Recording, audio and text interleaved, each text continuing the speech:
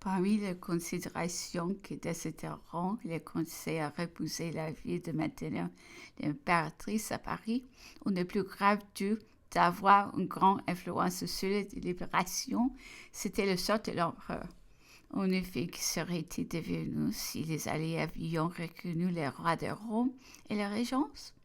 Paris, Louis, fermait ses portes. Les peuples à bois se seraient soumis au nouveau gouvernement. L'armée sans doute serait reculée devant la guerre civile, où l'ennemi l'aurait promptement détruite. D'ailleurs, l'impératrice pouvait-elle signer la perte de son époux, car il était impossible de le conserver libre près de la France?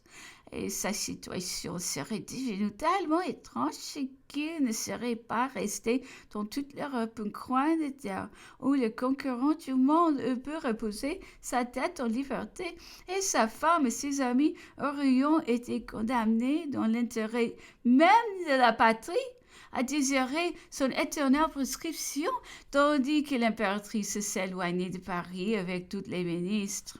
Les deux corps armés, des maréchaux, ragus et mortiers, venaient en tout hâte de se réfugier sous les hauteurs de l'hôpital, poursuivis par les Russes et les Prussiens, qui s'étaient enfin décidés d'après les instances de Monsieur de Talleyrand à venir s'en emparer.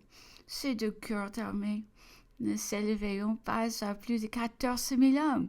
On leur envoya quelques milliers de soldats tirés des dépôts de Versailles et des Rambouillet.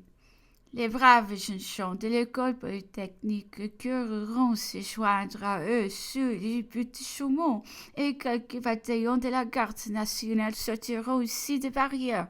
Toutes ces troupes se battiront bravement, mais les forces de l'ennemi, qui s'augmentaient d'heure en heure, étaient au-dessus de toute proportion avec celles des SCJ. Les princes Joseph, sans instructions précises pour cette circonstance imprévue, n'osaient prendre celui de prolonger la défense contre toute l'apparence des succès.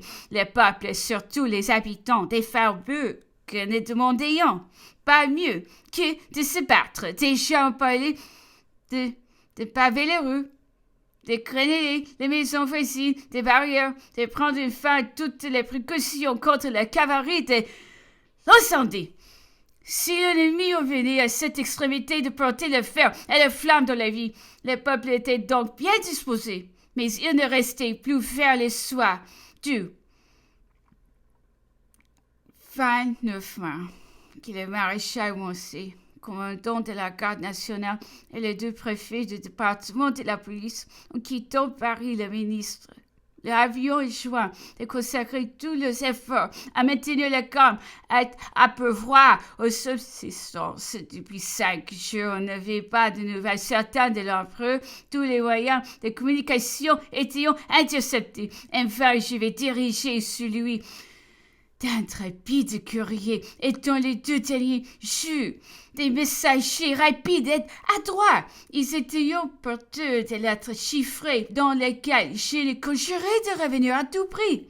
Je lui ai dit que la police n'était plus assez forte pour continuer les royalistes et que sa présence seule pouvait arrêter le mal et qu'il était perdu sans ressources si l'ennemi s'emparait de la capitale. Il est trop vrai que les agents du gouvernement attachés depuis si longtemps au système de l'autorité absolue et coutumée à ne rien prendre sur eux, courant ne pas pouvoir faire un mouvement qu'il n'avait pas commandé. L'empereur les uns parce qu'il était le maître de tous les autres, parce que les événements paraissaient au-dessus de toute force humaine. Les princes Joseph céda des premiers à le bâtiment qui gagnait tout le monde, après avoir jeté un regard hanté sur le plein Sardaigne, couvert d'ennemis et de la fumée des villages incendiés.